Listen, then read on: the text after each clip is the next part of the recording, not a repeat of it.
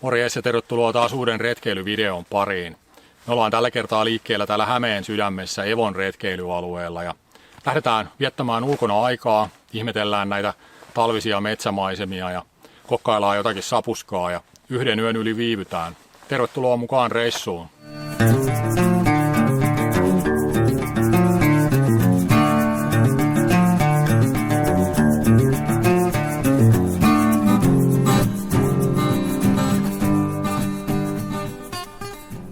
Patikointimahdollisuuksia Evolla on mukavasti ja täältä lähtee sitten vielä pari tuommoista pidempää yhdysreittiä Asikkalaan ja Padasjoelle saakka. Meidän reissu starttaa tästä Haarajärven P-paikalta ja tästä lähdetään menemään kohti Sorsakolua. Mennään!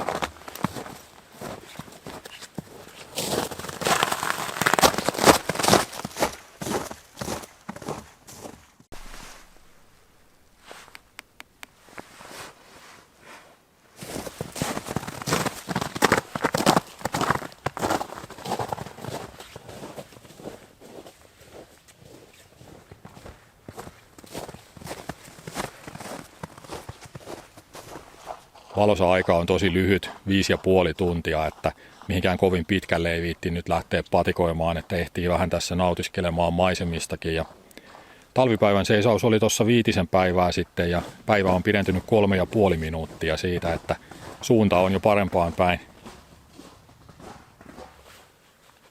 Kylläpä tulee kuuma.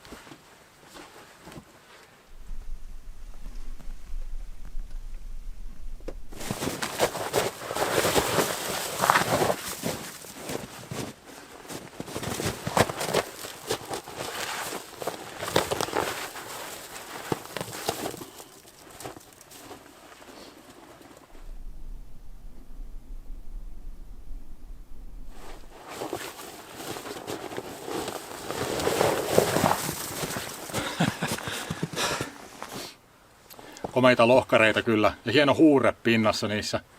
Mä en itse asiassa muista, että onko mä käynyt aiemmin tässä. Ei ainakaan äkkiseltään kyllä tunnu tutulta. Mä oon mielestäni kyllä tästä kulkenut joskus, mutta en tiedä sitten, onko ollut niin väsynyt tai ajatuksissaan, että ei ole rekisteröinyt tollasia, vaikka on noin isot kivenjärkäleet tossa.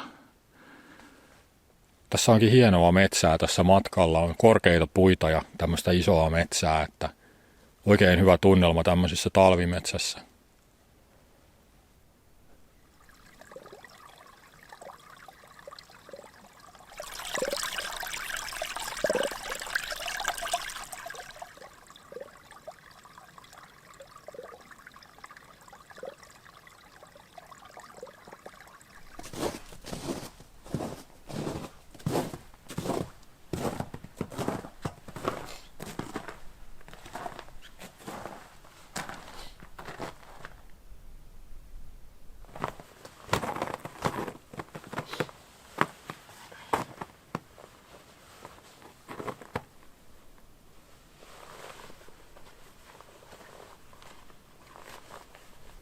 Tämä on Sorsakolu. Tämä on varmasti yksi Evon tunnetuimpia paikkoja. Ja tämä on tämmöisellä maakannaksella 2 järven välissä tässä ja oikein hieno sijainti kyllä.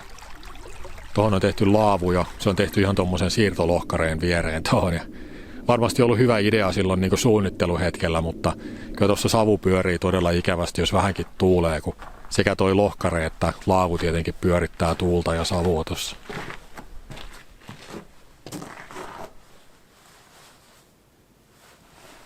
Taidaan jäädä tähän itse asiassa, kun mä olin alun perin suunnitellut vähän, että menisi semmoiselle Keltaojan laavulle.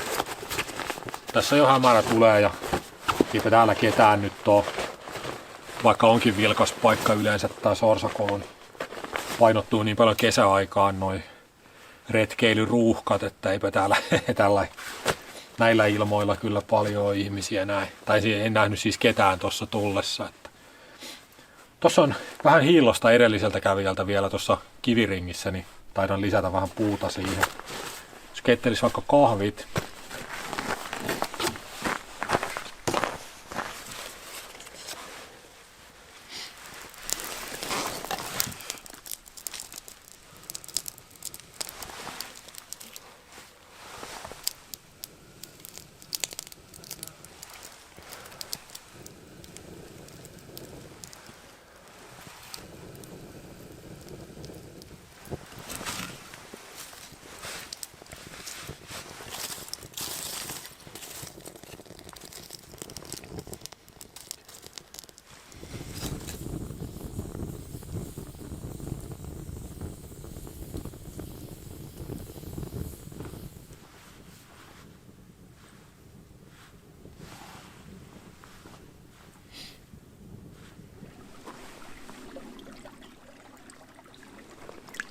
Toki helppoa, kun on sulaa juoksevaa vettä tässä lähellä. Ei tarvitse kirveellä hakata reikää jäähän. Lumen sulatteleminen on niin tympeätä hommaa, että välttelen sitä.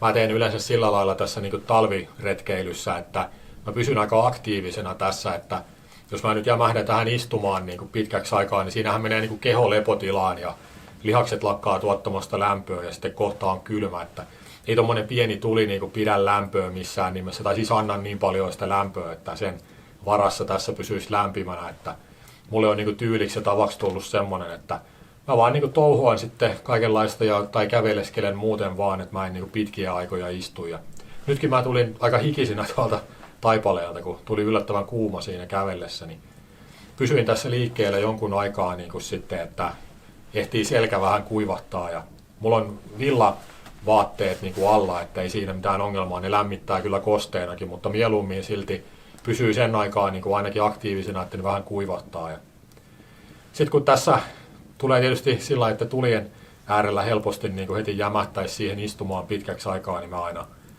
niin kuin sitten nousen välillä ja liikuskelen tässä, niin pysyy lämmöt paljon paremmin päällä. Kello tulee 4 ja mä oon syönyt vaan aamulla, niin täytyy syödä pari makkaraa nyt tässä alkuunsa, että mulla on kanakeiton ainekset sitten varsinaista päivällisruokaa varten kyllä. Mulla on tällaista Huberin huilumakkaraa. Barbecue-tyylinen artesaanimakkara. Tosi hyvä kyllä, jos tykkää vähän erilaisesta makkarasta, ettei aina sitä jotain peruskabanossia. Sitten tämmöistä Helsingin sinappia, tai vähän semmoista niinku makeampaa sinappia. Tosi hyvää kyllä, tykkään.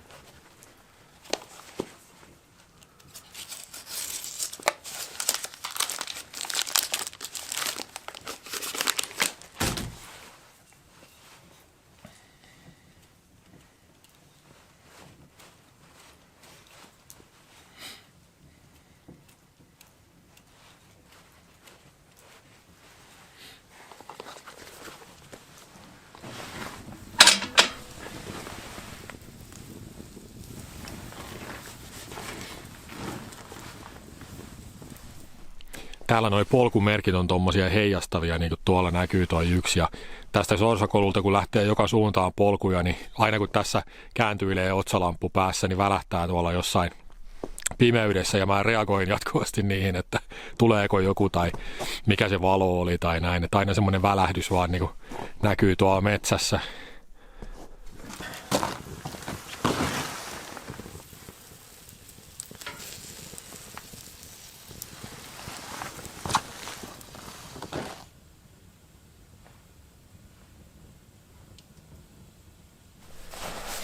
Nyt on majatalokin viriteltynä yötä varten täällä ja mä oon siis muutaman 10 metrin päässä siitä laavusta, se on tuolla suunnassa. Ja mullahan on nykyään siis tämmönen Dutchware Chameleon riippumatto. Mulla on syksystä saakka ollut tää ja tää on oikein pätevä peli. Tää on tämmönen täysverinen retkeilyriippumatto. Kesäksi hyttysverkko ja sitten talveksi tällainen niin kuin umpinainen talvikatos. Tässä on siis vetskari, jonka avulla se vaihdetaan sitten. Tätä talvikatosta ei kylläkään voi täysin niin kuin kiinni pitää, että sinne tulee ihan liikaa tuota kondensiokosteutta, mutta nyt esimerkiksi tuuli tulee tuolta niin kuin selän takaa, niin mulla on se puoli kiinni ja mä pidän tätä puolta sitten auki reilusti kun nukun, niin pysyy se kosteus kurissa. Tällainen kameleonihan on tosi kallis riippumatto, että tälle tuli hintaa yhteensä 300, kun otin sekä tällaisen talvikatoksen että hyttysverkon kesäksi ja sitten tietysti kaikki postikulut, tullit, alvit, kun suoraan valmistajalta Jenkeistä tilasin, että sillä rahalla saa 3 hyvää retkeilyriippumattoa, mutta semmoista se on sitten, kun innostuu oikein kunnolla jostain, niin helposti kyllä alkaa rahaa kulumaan. Tämä on siis alan harrastajien suunnittelema ja valmistama ja sen huomaa kyllä, että kaikki yksityiskohdat on ihan viimeisen päälle. Ja tässä on ideana siis se, että on niin kuin modulaarinen, että tästä saa tämän katoksenkin kokonaan pois. Tätä voi käyttää ihan tavallisena niin kuin takapiha riippumattona tai sitten just talvikeleille tämä umpinainen katos ja kesäksi sitten hyttysverkko. Niin saa niin kuin semmoiset tarkoituksenmukaiset varustukset tähän aina sitten vuoden ajasta riippuen.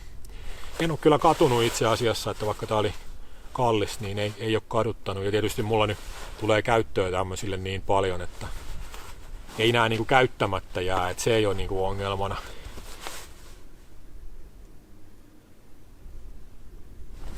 Sittenhän voisi ruveta puuhastelemaan sitä kanakeittoa, mutta ennen sitä vähän glögiä tästä.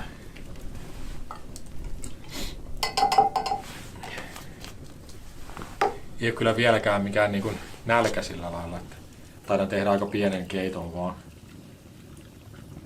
Pääasia, ettei yöllä sit herää nälkäisenä, että pystyy tarvittaessa nukkumaan pitkään sitten.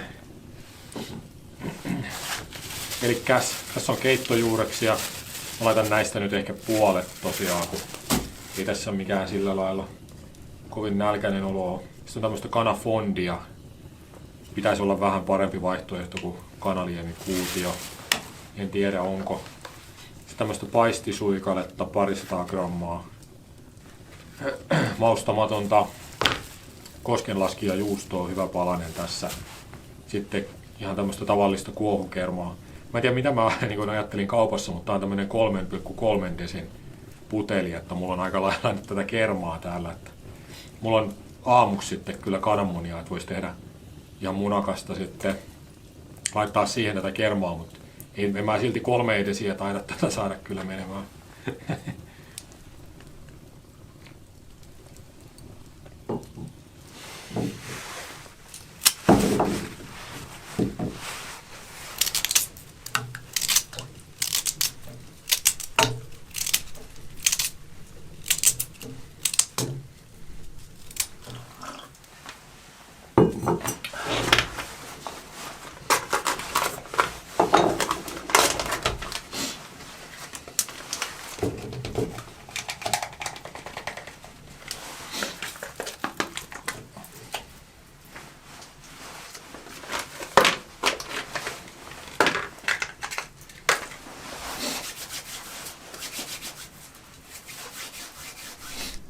Tästä sivusta näkee hyvin, miten toi savu käyttäytyy tuossa kiven ja laavun välissä, että se pyörii ja levittäytyy joka paikkaan tuossa. Ja tässä kun illan istuu, niin tietää kyllä hengitelleensä savua, että ei jää epäselväksi. Harmi vaan, että on ainoa virallinen tulipaikka tässä, että tuossa rannassa on ollut aikaisemmin semmoinen NS-villi tulipaikka, mutta ei niitä viittisi käyttää, ettei kukaan sitten pahoittaisi mieltään.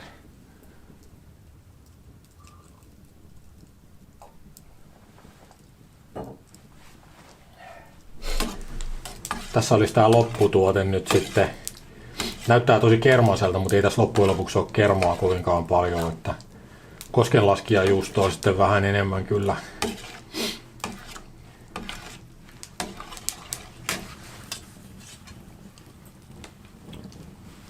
Hyvää tuli. Harvoin kyllä epäonnistuu, jos käyttää kermaa ja koskenlaskijajuustoa. Jos koskaan.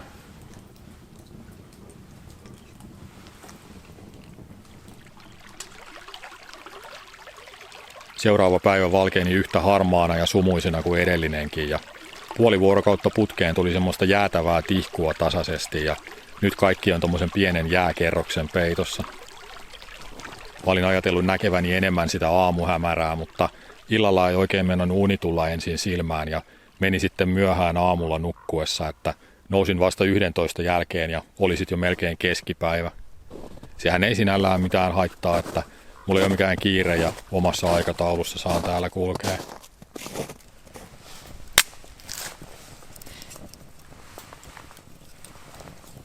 Keittelin siinä sitten risukeittimellä kahvia ja tein kattilassa vähän munakasta ja pikkuhiljaa sitten rupesin purkamaan leiriä siinä ja lähtemään kotia päin.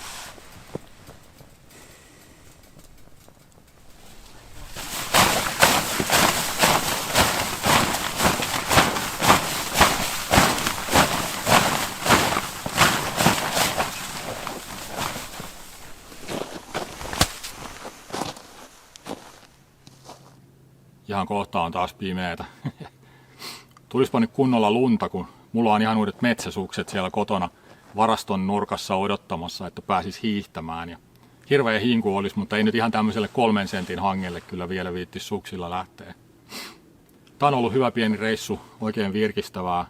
24 tuntia ulkona, se tekee aina hyvää ja on helppo toteuttaa tämmöisiä reissuja useinkin. Ja kyllä tästä niin kuin metsän ja luonnon rauhasta aina jotakin tarttuu tuonne korvien väliin, että nytkin on oikein semmoinen rauhallinen ja seesteinen mieli lähteä tästä sitten kotia kohti taas. Kiitoksia kaikille ja seuraavassa videossa jatketaan. Morjens!